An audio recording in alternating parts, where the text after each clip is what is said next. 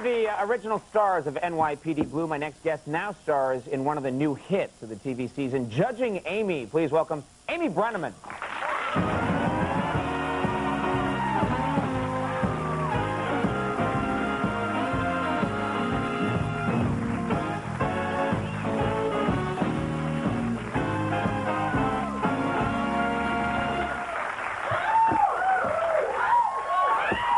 You look nice. You look very nice. Thank you for coming. Velvet. You're wearing? Yes, you are. I can't stop doing it. Okay, now. Yeah. Andy. Ah. That's why he gets to. Yeah. Okay. All right. Because he's nice about it. Yeah, he's polite. Women don't like it when a guy goes. No! Really? Oh, really? Okay. Well, I've got to learn not to do that anymore. You know, we had. You're really good friends with Elizabeth Shue, I guess. Yes, I'm very good friends We with had her on the show last night. I heard all about it. I don't know if anybody saw this, but that woman is not afraid to talk about anything. No, she's not. She got, I guess she's very... Penises, I think. All right, we don't have to...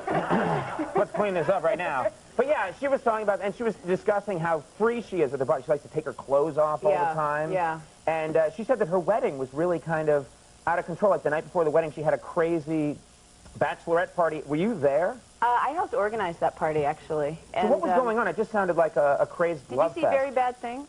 It was the girl version. No. What? No, no. Well, what happened was Elizabeth, her husband had her fiancé had a bachelor party. Mm-hmm. And so he went to Vegas, and he had strippers, and he had this and that, so she's very competitive with men, and she called me up. She said, I want strippers. I want somebody to take off their clothes in front of me. I was like, okay, I'll get on the phone.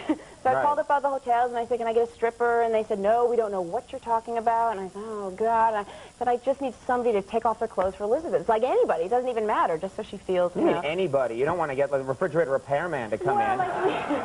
Like we had room service, and the guy came in, and I said, would you take off your clothes because my friend's getting married? And, you know, it's just, it doesn't even matter who. Did you really ask a room service guy to do it? I did. Well, I felt like a lot of pressure on our friendship, and I felt like it was important. How much did you offer to pay him? Not enough, clearly, because he didn't do it. He didn't do it? But we did get some free food. Oh, that's nice. All right. And then I ended up taking her to, like, this strip club, and I said, do you really want to go in there? She said, yeah, I really do. And I said, you know, let me check it out. And I go in, and it's, like, horribly depressing. It's 4 in the morning. There's these, like, sad little women with their sad little bodies, with the sad little guys with their sad little scotch, and I came out, and There I was is like, no such thing as a depressing strip club. There's hope. It's the naked body in its purest form. You sicken me. Touch my leg. Please. Yes! Electricity. Oh, now, let's calm down, okay? Now, you have, we have something in common, which is, you have a dog. You have more than one dog. You have two dogs. I have 2 dogs. I have a dog. I got a dog about, I don't know, I guess I got my dog about a year ago.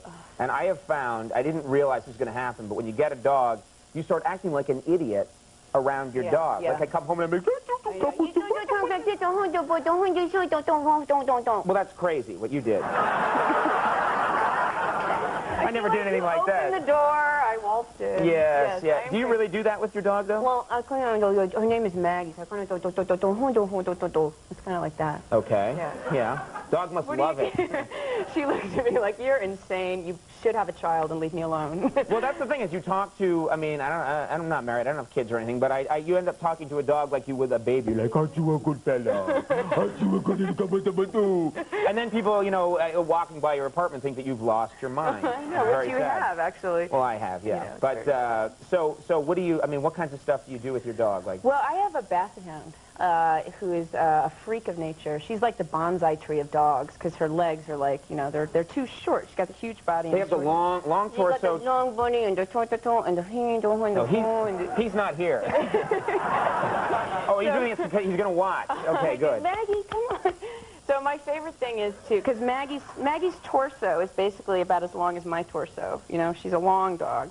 So my favorite thing to do is to spoon her, actually, is what I love to do. You know, because we can spoon very easily. And my really favorite thing to do... That dog's got a fine life, yeah. What, so you really do, you lie up against the dog. Okay, that's cool. We spoon, like people spoon. Oh, I know. And I've been around. Andy, could you tell me later? I'll tell you later. Good, yeah. thanks. He helps me after the show. But the best thing, actually, is when you get out of the shower, and you're not quite dressed, and you're not quite dry, and you just lay down on that floor with that basset hound. It is the best. That's crazy. The last thing I'm thinking when I get out of the shower wet is I want to go rub up against the dog. Have you ever done it, though? Well, no. It's good. There's really a lot of good. things I haven't done. I got to try. And you say you love your dog. Yeah, Damn all right. you. Tonight. Now, we don't have a lot of time, but I want to make sure we talk about your show, which this is interesting. Your show, Judging Amy. This was kind of your idea because your mom is a judge. Yes. And so you got your mom involved. She's a technical advisor. Yes, she is. In the movie. Yes. And it's kind of you sort of play your mom. I kind of play my mom professionally. I play a judge, and I kind of play me because the personal side is I live with my mother, who's played by Tyne Daly.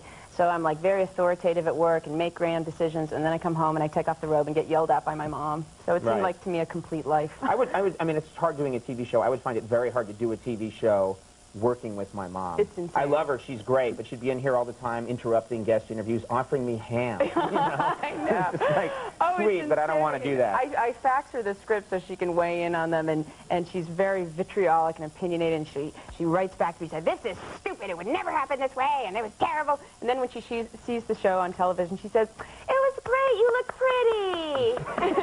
She talks to you the way you talk to your dog.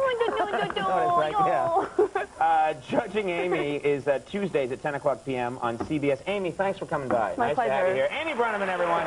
We'll take a break. We'll be right back. Sheryl Crow is coming up. Stick around.